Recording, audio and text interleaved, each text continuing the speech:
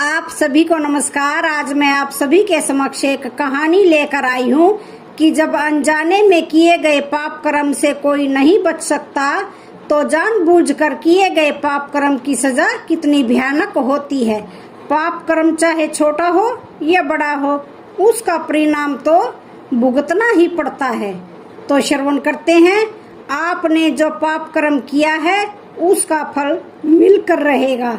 श्री रामचंद्र जी को वन में गए 6 दिन बीत रहे थे। जब आधी रात हुई तब राजा दशरथ को उस पहले के किए हुए पाप कर्म का स्मरण हुआ। पुत्र शोक से पीड़ित हुए महाराज ने अपने उस दुष्कर्म को याद करके पुत्र शोक से व्याकुल हुई कौशल्या से इस प्रकार कहना आरंभ किया। हे कल्याणी, मनुष्य शुभ या अशुभ जो भी कर्म करता है अपने उसी कर्म के फल स्वरूप सुख या दुख कर्ता को प्राप्त होते हैं। कौशल्य, पिता के जीवन काल में जब मैं केवल राजकुमार था, एक अच्छे धनुर्धर के रूप में मेरी ख्याति फैल गई थी। सब लोग यही कहते थे कि राजकुमार दशरथ शब्द भेदी बाण चलाना जानते हैं।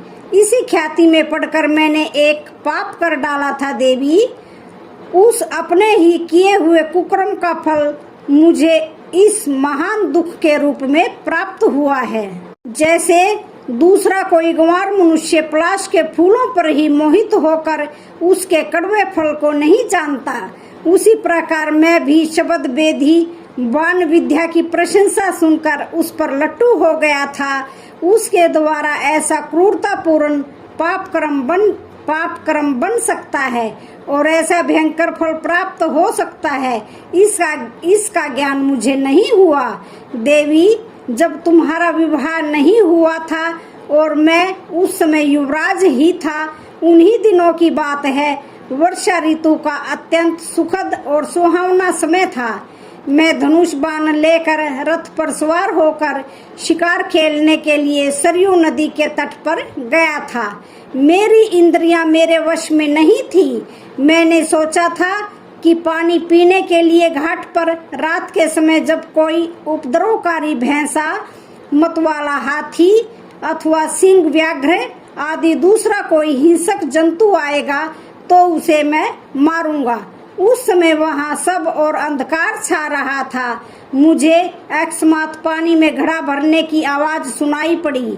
मेरी दृष्टि तो वहाँ तक पहुँचती नहीं थी, किंतु वह आवाज मुझे हाथी के पानी पीते समय होने वाले शब्द के समान जान पड़ी। तब मैंने यह समझकर कि हाथी ही अपनी सूंड में पानी खींच रहा होगा, अतः वही मेरे बाण का निशाना बनेगा। तरकस से एक तीर निकाला और उस शब्द को लक्ष्य करके चला दिया। वह दीप्तिमान बाण विषधर सर्प के समान भयंकर था। वह उषा काल की वेला थी। विषैले सर्प के सदृश उस तीखे बाण को मैंने जो ही छोड़ा, त्यों ही वहां पर पानी में गिरते हुए किसी वनवासी का हाहाकार मुझे स्पष्ट रूप से सुनाई दिया। मेरे बाण से उसके मन में बड़ी पीड़ा हो रही थी। उस पुरुष के धाराशाही हो जाने पर वहां यह मानव वाणी प्रकट हुई, आहा, मेरे जैसे तपस्वी पर शस्त्र का प्रहार कैसे संभव हुआ। मैं तो नदी के इस एकांत तट पर रात में पानी लेने के लिए आया था। किसने मुझे बाण मारा है? मैंने किसका क्या बिगाड़ा था? मैं तो सभी जीवों को पीड़ा देने की वृत्ति का त्याग करके ऋषि जीवन बिताता था। वन में रहकर जंगली फल मूलों से ही अपनी जीविका चलाता था। मुझ जैसे निरपराध मनुष्य का शस्त्र से वध क्यों किया जा रहा है? मुझे अपने इस जीवन के नष्ट होने की उतनी चिंता नहीं है। मेरे मारे जाने से मेरे माता पिता को जो कष्ट होगा उसी के लिए मुझे बारंबार शोक हो रहा है।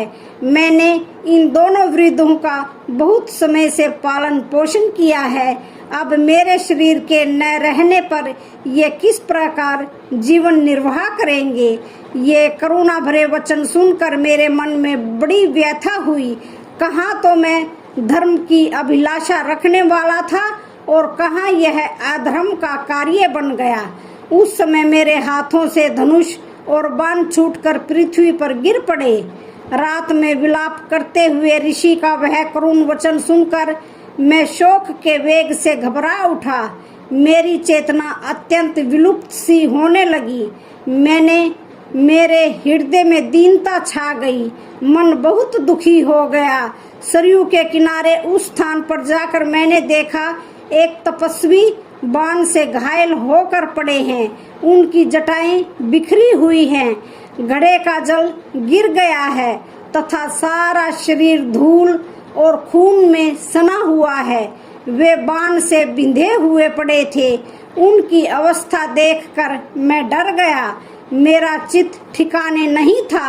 उन्होंने दोनों नेत्रों से मेरी ओर इस प्रकार देखा मानो अपने तेज से मुझे भस्म कर देना चाहते हैं।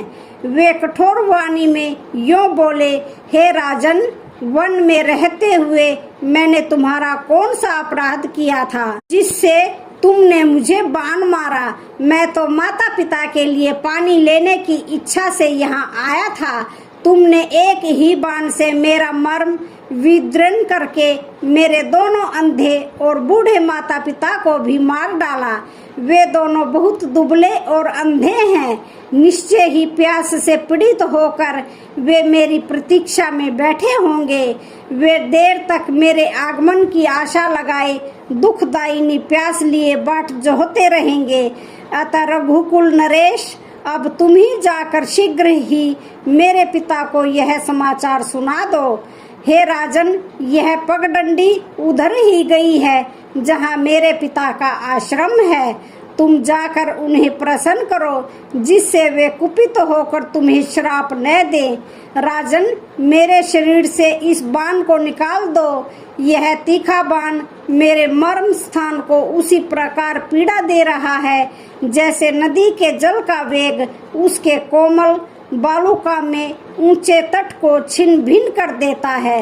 हे मुनि कुमार की यह बात सुनकर मेरे मन में यह चिंता समाई कि यदि बाण नहीं निकालता हूँ तो इन्हें कष्ट होता है और निकाल देता हूँ तो ये अभी प्राणों से भी हाथ धो बैठते हैं।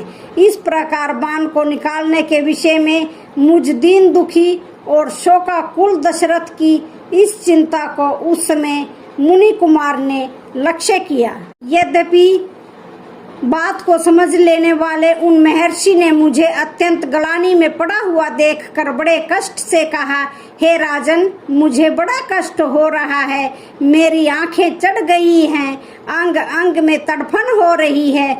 मुझसे कोई चेष्टा नहीं बन पाती। अब मैं मृत्यु के समीप पहुंच गया हूँ। फिर भी धैर्य के द्वारा शोक को रोककर अपने चित्त को स्थिर करता हूँ। अब मेरी बात सुनो। मुझसे ब्रह्म हत्या हो गई। इस चिंता को अपने हृदय से निकाल दो। हे राजन, मैं ब्राह्मण नहीं हूँ, इसलिए तुम्हारे मन में ब्राह्मण वध को लेकर कोई दुख नहीं होना चाहिए। हे नरश्रेष्ठ, मैं वैश्य पिता द्वारा शूद्र जातीय माता के गर्भ से उत्पन्न हुआ हूँ। वान से मर्म में आघात पहुँचने के कारण वे बड़े कष्ट से इतना ही कहस के उनकी आंखें घूम रही थी। उनसे कोई चेष्टा नहीं बनती थी। वे पृथ्वी पर पड़े पड़े छटपटा रहे थे और अत्यंत कष्ट का अनुभव कर रहे थे। उस अवस्था में मैंने उनके शरीर से उस बाण को निकाल दिया। फिर तो अत्यंत दीनहीन होकर उन तपोधन ने मेरी ओर देख करके अपने प्राण त्याग दिए। पानी में गिरने के कारण उनका सारा शरीर भीग गया था। मर्म में आघात लगने के कारण बड़े कष्ट से विलाप करके और बारंबार उच्च श्वास लेकर उन्होंने प्राणों का त्याग किया था। हे कल्याणी कौशल्य, उस अवस्था में सरयू के तट पर मरे पड़े मुनि पुत्र को देखकर मुझे बहुत दुख हुआ। उन महर्षि के अनुचित वध का स्मरण करके धर्मात्मा रघुकुल नरेश ने अपने पुत्र के लिए विलाप करते हुए ही रानी कौशल्या से इस प्रकार कहा, हे देवी, अनजाने में यह महान पाप कर डालने के कारण मेरी सारी इंद्रियां व्याकुल हो रही थी। मैं अकेला ही बुद्धि लगाकर सोचने लगा, अब किस उपाय से मेरा कल्याण हो। उसके बाद उस घड़े को उठाकर मैंने सरयू के उत्तम जल से भरा और उसे लेकर मुनि कुमार के बताए हुए मार्ग से उनके आश्रम पर गया। वहां पहुंचकर मैंने उनके दुबले, अंधे और बूढ़े माता पिता को देखा, जिनका दूसरा कोई सहायक नहीं था। उनकी अवस्था पंख कटे हुए दो पक्षियों के समान थी। मेरे पैरों की आहट सुनकर वे मुनि इस प्रकार बोले, बेटा, देर क्यों लगा रहे हो? शीघ्र पानी ले आओ। हम असहाय हैं, तुम ही हमारे सहायक हो। हम अंधे हैं, तुम ही हमारे नेत्र हो। हम लोगों के प्राण तुम ही में अटके हुए हैं। बताओ, तुम बोलते क्यों नहीं हो? मुनि को देखते ही मेरे मन में भय सा समा गया। मेरी जबान लड़खड़ाने लगी। किसी प्रकार अस्पष्ट वाणी से मैंने बोलने का प्रयास किया। मैंने कहा, हे महात्मा, मैं आपका पुत्र नहीं हूँ, दशरथ नामक एक क्षत्रिय हूँ। दशरथ नाम का एक क्षत्रिय हूँ। मैंने अपने कर्मवश यह ऐसा कलंक पाया है जिसकी सत्पुरुषों ने सदा निंदा की है। हे भगवान, मैं धनुष बाण लेकर सरयू के तट पर आया था। मेरे आने का उद्देश्य यह था कि कोई जंगली हिंसक पशु अथवा हाथी घाट पर पानी पीने के लिए आए तो मैं उसे मारूं। थोड़ी देर बाद मुझे जल में घड़ा भरने का शब्द सुनाई पड़ा। मैंने समझा कि कोई हाथी आकर पानी पी रहा है, इसलिए उस पर बाण चला दिया। फिर सरयू के तट पर जाकर देखा कि मेरा बाण एक तपस्वी की छाती में लगा है और वे मृत प्राय होकर धरती पर पड़े हैं। उस बाण से उन्हें बड़ी पीड़ा हो रही थी। अतः उस समय उन्हीं के कहने से मैंने सहसा वह बाण उनके मर्म स्थान से निकाल दिया। बाण निकलने के साथ ही वे तत्काल स्वर्ग सिधार गए। मरते समय उन्होंने आप दोनों पूजनीय अंधे माता पिता के लिए बड़ा शोक और विलाप किया था। इस प्रकार अनजाने में मेरे हाथ से आपके पुत्र का वध हो गया है। ऐसी अवस्था में मेरे प्रति जो श्राप या अनुग्रह शेष हो, उसे देने के लिए आप महर्षि मुझ पर प्रसन्न हो। मैंने अपने मुंह से अपना पाप प्रकट कर दिया, इसलिए मेरी क्रूरता से भरी हुई बात सुनकर वे पूज्यपाद महर्षि मुझे कठोर दंड भस्म हो जाने का श्राप नहीं दे सके। उनके मुख पर आंसुओं की धारा बह चली और वे शोक से मूर्छित होकर दीर्घ निश्वास लेने लगे। मैं हाथ जोड़े उनके सामने खड़ा था। उस समय उन महातेजस्वी मुनि ने मुझसे कहा, हे राजन, यदि यह अपना पाप कर्म तुम स्वयं यहाँ आकर न बताते तो शीघ्र ही तुम्हारे मस्तक के सैकड़ों हजारों टुकड़े हो जाते। हे नरेश्वर, यदि क्षत्रिय जानबूझकर विशेषतः किसी वानप्रस्थी का वध कर डाले तो वह व्रजधारी इंद्र ही क्यों न हो, वह उसे अपने स्थान से भ्रष्ट कर देता है। तुमने अनजाने में यह पाप किया है, इसलिए अभी तक जीवित हो। यदि जानबूझकर पाप किया होता तो समस्त रघुवंशियों का कुल ही नष्ट हो जाता। अकेले तुम्हारी तो बात ही क्या है। उन्होंने मुझसे यह भी कहा कि हे राजन, तुम हम दोनों को उस स्थान पर ले चलो जहाँ पर हमारा पुत्र मरा पड़ा है।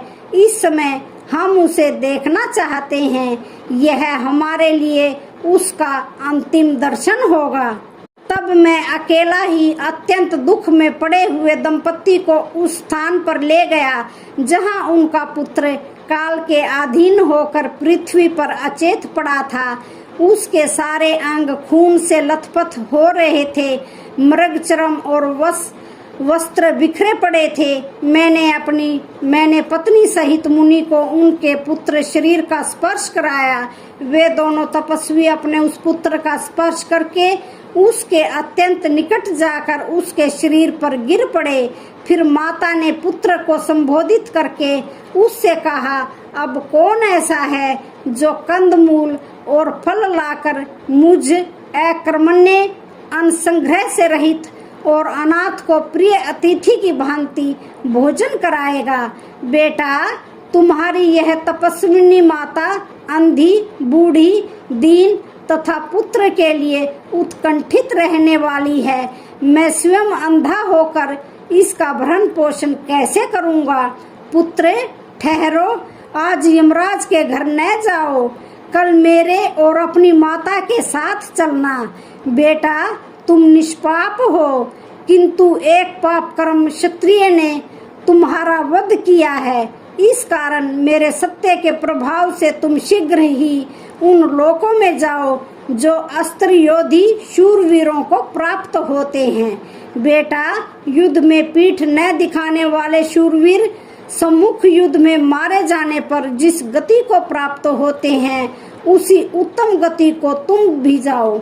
हम जैसे तपस्वियों के इस कुल में पैदा हुआ कोई पुरुष बुरी गति को प्राप्त नहीं हो सकता। बुरी गति तो उसकी होगी जिसने मेरे बांधव रूप तुम्हें अकारण मारा है। इस प्रकार वे दीन भाव से बारंबार विलाप करने लगे। तत्पश्चात अपनी पत्नी के साथ वे पुत्र को जलांजलि देने के कार्य में प्रवृत्त हुए। इसी समय वह धर्मज्ञ मुनि कुमार अपने पुण्य कर्मों के प्रभाव से दिव्य रूप धारण करके शीघ्र ही इंद्र के साथ स्वर्ग को जाने लगा। इंद्र सहित उस तपस्वी ने अपने दोनों बूढ़े माता पिता को एक मुहूर्त तथा आश्वासन देते हुए उनसे बातचीत की। फिर वह अपने पिता से बोला, मैं आप दोनों की सेवा से महान स्थान को प्राप्त हुआ हूँ। अब आप लोग भी शीघ्र ही मेरे पास आ जाओ। यह कहकर वह जितेंद्रिय मुनि कुमार उस सुंदर आकार वाले दिव्य विमान से शीघ्र ही देवलोक को चला गया। उसके बाद पत्नी सहित उन महातेजस्वी तपस्वी मुनि ने तुरंत ही पुत्र को जलांजलि देकर हाथ जोड़े खड़े हुए मुझसे कहा, हे राजन, तुम आज ही मुझे भी मार डालो। अब मरने में मुझे कष्ट नहीं होगा। मेरे एक ही बेटा था जिसे तुमने अपने बाण का निशाना बनाकर मुझे पुत्रहीन कर दिया। तुमने प्रमादवश जो मेरे बालक की हत्या की है, उसके कारण मैं तुम्हें भी अत्यंत भयंकर एवं भली भांति दुख देने वाला श्राप दूंगा। हे राजन, इस समय पुत्र के वियोग से मुझे जैसा कष्ट हो रहा है, ऐसा ही तुम्हें भी होगा। तुम भी पुत्र शोक से ही काल के गाल में जाओगे। नरेश्वर, क्षत्रिय होकर अनजाने में तुमने वैश्य जातीय मुनि का वध किया है, इसलिए तुम्हें ब्रह्म हत्या का पाप तो नहीं लगेगा, तथापि जल्दी ही तुम्हें भी ऐसी ही भयानक और प्राण लेने वाली अवस्था प्राप्त होगी।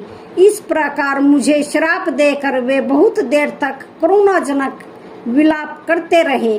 फिर वे दोनों पति पत्नी अपने शरीर को जलती हुई चिता में डालकर स्वर्ग को चले गए।